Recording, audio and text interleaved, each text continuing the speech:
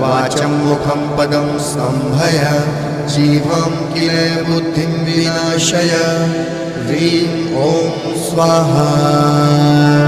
ॐ ह्रीं बगलामुखी सर्वदुष्टानां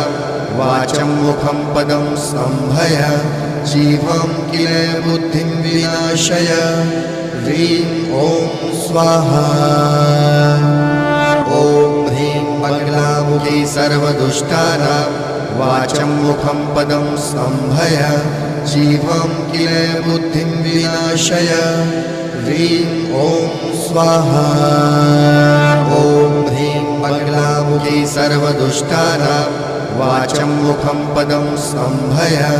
जीवं किल बुद्धिं विनाशय ह्रीं ॐ स्वाहा ॐ ह्रीं बगलामुखी सर्वदुष्टानां